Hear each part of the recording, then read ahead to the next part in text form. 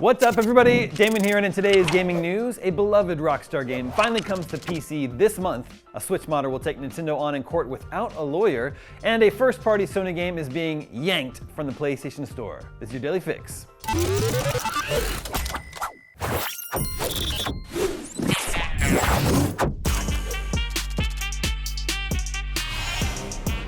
Red Dead Redemption and Undead Nightmare finally hit PC on October 29th, 14 years after Rockstar's Wild West epic first launched on Xbox 360 and PlayStation 3 back in 2010. I remember it like it were yesterday. I picked up my 360 copy from a Best Buy in LA, where I was there for an E3 preview event. The PC port, developed by Double 11, which worked on last year's PlayStation 4 and Nintendo Switch ports, adds enhancements including native 4K resolution at up to 144 Hz, monitor support for both ultrawide and super ultrawide, HDR10 support, and full keyboard and mouse functionality.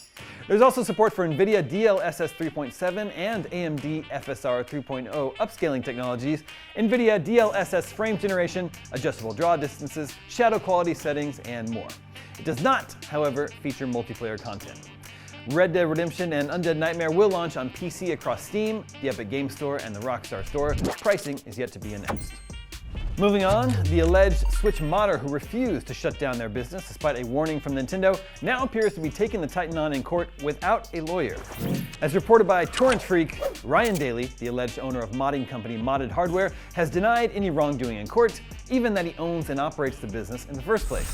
Nintendo filed a lawsuit against Modded Hardware in July, alleging it not only offers the hardware and firmware to create and play pirated games, but also provides customers with copies of pirated Nintendo games. Daly mostly responded to the lawsuit's claims by saying denied, and otherwise claimed he lacked sufficient information to either admit or deny the allegations. His defenses include fair use, invalid copyrights, a lack of standing, fraudulent inducement, an arbitration clause, failure to state a claim, and unjust enrichment. The lawsuit will now move forward to the discovery process, where the likes of depositions, requests for documents, and so on will take place.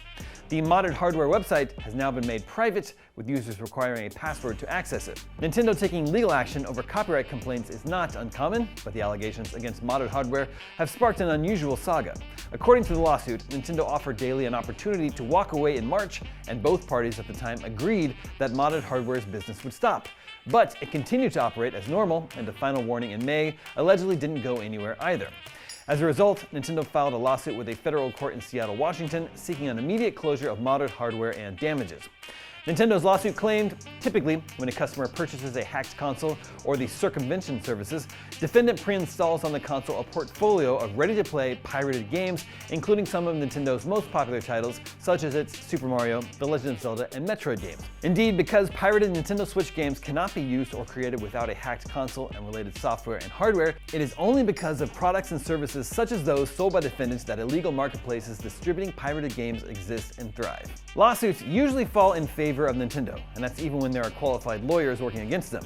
A takedown request in May saw it target 8,500 copies of Switch emulator Yuzu after the emulator itself was taken down 2 months prior. Its initial lawsuit against creator Tropic Haze said the $70 game The Legend of Zelda Tears of the Kingdom, Nintendo's premier release of 2023, had been pirated 1 million times before it was even released.